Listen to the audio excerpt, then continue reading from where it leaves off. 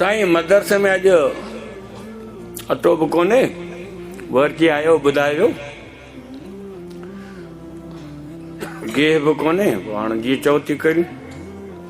अच्छा शागिर्दनि खे विहारियो मस्जिद में, तो यासीन पढ़ो। शागिर्द वेठा आहिनि, 90 शागिर्द, 150 शागिर्द यासीन वेठा पढ़नि। मौली साहब जेको मोहतमा सो खत ते चढ़ियो वेठो, ला इलाहा इल्लल्लाह ला इलाहा इल्लल्लाह ला इलाहा इल्लल्लाह ला इलाहा इल्लल्लाह ला इलाहा इल्लल्लाह ला इलाहा इल्लल्लाह ला इलाहा इल्लल्लाह। तेसी चुंग ची मदरसे जे गेट मां खड़ी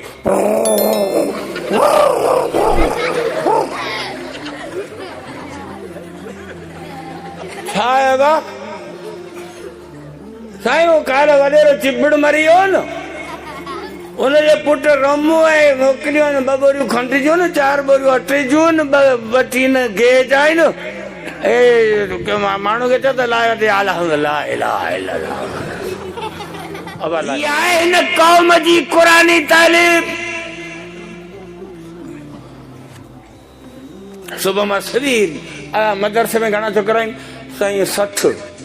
अच्छा तव्हांजे मदरसे में 100, तव्हांजे मदरसे में घणा आहिनि? 150। अच्छा स्कूल में घणा आहिनि? हाई स्कूल में 13,500 आहिनि,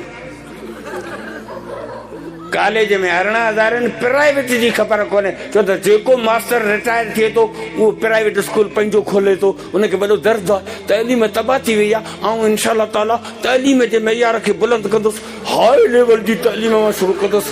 ईअं नथो चवे त हिननि भांडे खे भरण जी अटकल थो करे, हिन भांडे खे भरण तइलीमी मयार खे बुलंद थो करे। हर मास्टर जो प्राइवेट स्कूल अलॻि आहे। हाणे ॿुधायो त छोरा घणा आहिनि? मदरसे में 50 ऐं स्कूल ऐं कॉलेजनि में 55,000। सम्झो सुबुह मां सवेर निकिरंदा, माइट ॾंद कढियो वेठा हूंदा, छोरा वञनि पिया स्कूल, पैंट शर्ट टाइट, मुन मीटर जी पतलून, 1/2 मीटर जी कमीज़, कुते जो पुछ ॻीची में। सम्झो इहा आहे टाइट, रिढ जेॾो थेलो पुठनि। अल्लाह तालीम हासिल करने के लिए पोयां नियारियस तो वाटर जो मुंह खुलियो पियो। ये अल्लाह तालीम पियो हासिल करे। सही 65 शर्ट सां नमाज़ थी वेंदी। हाँ 65 शर्ट सां नमाज़ थी वेंदी, पर 65 शर्ट वारे जे पोयां जेको बीठो आहे न साम्हूं, उनजी कोन थींदी। छो त उनजो नज़र सिधो स्टेशन ते हूंदो।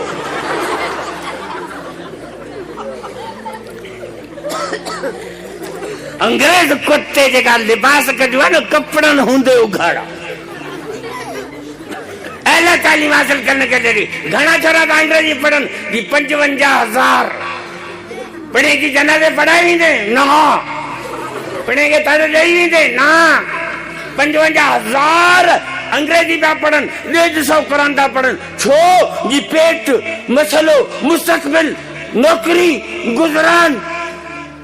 15 सालनि खां वठी मुराद अली शाह नौकरियुनि ते पाबंदी हणियो, आदरनि जे मथां बाक़ाइदे ईअं चढ़ियो वेठो आहे जी कुकुड़ आननि जे मथां वे।